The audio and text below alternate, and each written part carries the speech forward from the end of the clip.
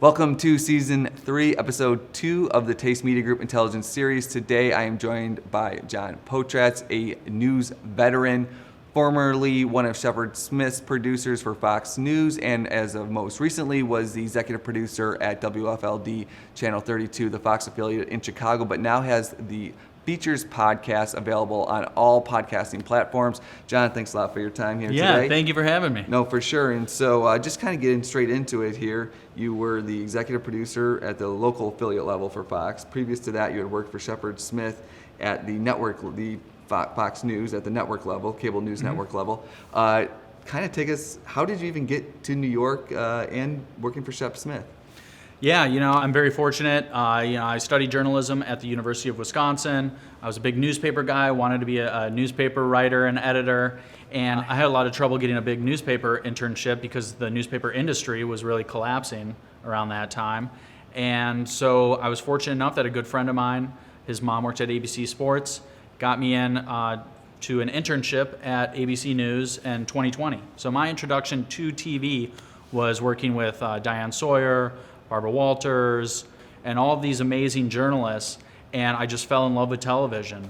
And went back to Madison to finish up another year, did a local TV news internship there, and then when I graduated, Barbara Walters' team had me back to produce her 10 Most Fascinating People special, the 10 Most Fascinating People of 2007. Some of the people on the list at the time were David and Victoria Beckham, J.K. Rowling. Got to sit in on an interview with Barbara and Bill Clinton. Was amazing, got to meet him. I really had a great experience with that, but I wanted to do something that was a little bit more news-based, and I was fortunate enough to go work with Shepard at the news channel for his the Fox Report, which was an hour-long evening newscast, and then Studio B, which was a 3 o'clock Eastern show. Got tremendous experience, but I always kept in touch with Shepard and the team there, Kim Rosenberg, John Glenn. They're just amazing journalists, and they wanted to have me back. And I was at a point in my career where I had the type of experience that I really wanted to bring back there. And it was something that was kind of always in the back of my head all along. And I was fortunate enough to go back and work for them. Just incredible journalists. Shepard is the absolute best in the business. Great friend, fantastic mentor, best I could ask for, and had a tremendous experience working for them. So John, that brings us to Features Podcast, which is your new endeavor. Kind of take us through it, where the idea came from and where you're at right now. I personally listened to several of the episodes, and it is really fantastic storytelling.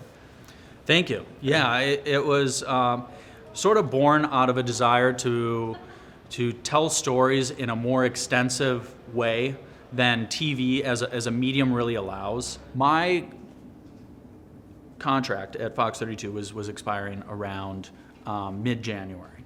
And I knew that the Iowa caucuses were going to be in early February. And my parents, I mentioned earlier, both work in agriculture, PR, so I grew up in that world. And one thing I realized when I was out east all that time is, there's not a real thorough understanding of what the Midwest is all about, what people are about, and certainly what farmers in Iowa are all about. And, they've been going through a lot. Climate change has been hitting them very hard. They had all that bad flooding last year. They were deeply affected by the trade war situation. And they had a lot to say. And honestly, they were very, very happy that just somebody cared and somebody was asking them about these things. But you also have the initial podcast is with, you did some investigative reporting here in Chicago, found a guy who was basically selling weed, and then you literally asked him about the new marijuana laws coming in. You interviewed the guy. You told me you interviewed him in a car, which is pretty hilarious to try to get the information, but very informative. And is that kind of the direction you want to take this series that you're putting together? Well, yes and no. I don't want to make it all about, the underworld gritty, like a Drugs Inc. type of thing.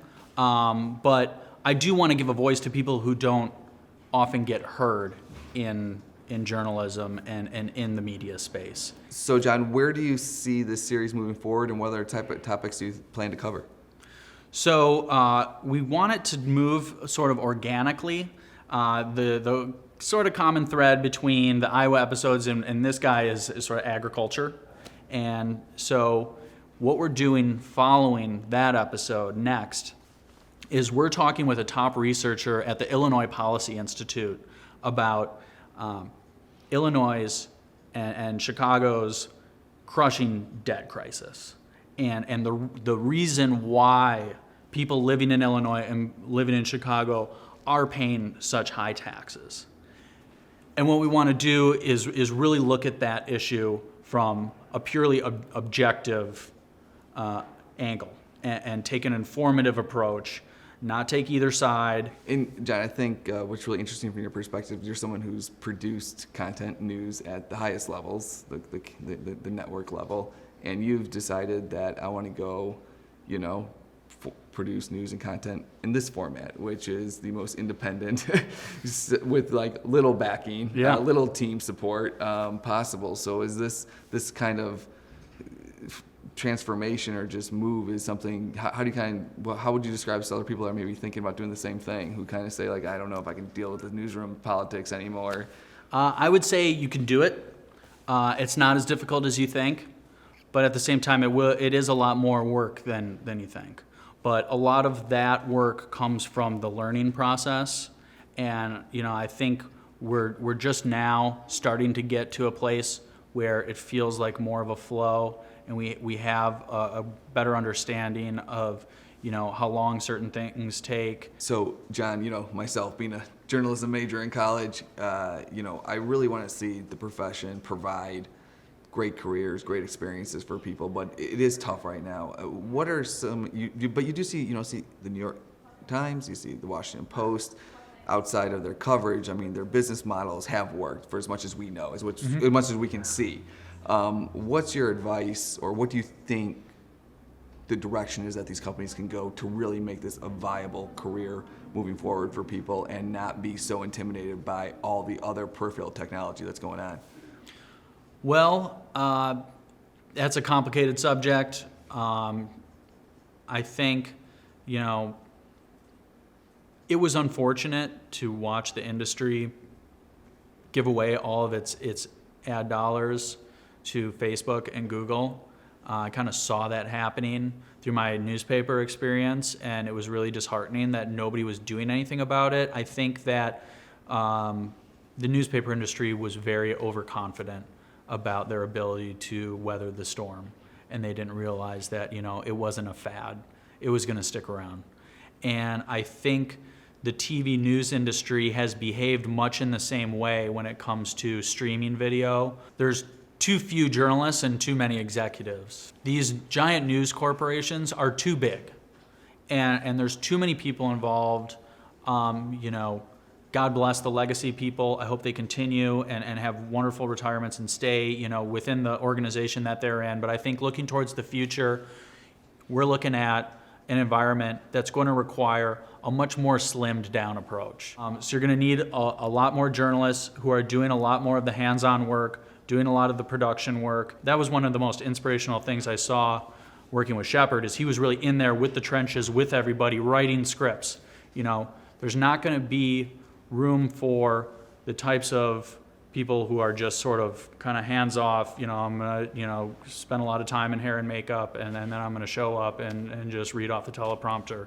There's not going to be room for that anymore, and you're going to have more people who do everything, but it won't be difficult. It's not going to be like strenuous because the technology will allow for it, and you're also going to need, fewer management levels and fewer executives as well, because you're going to need everybody in that newsroom is going to matter, and they're all going to have to pull their weight.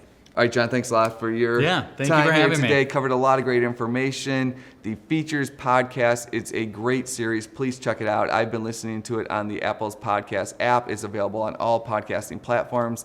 Thank you for watching, and tune in next week where we will have another guest. Thank you.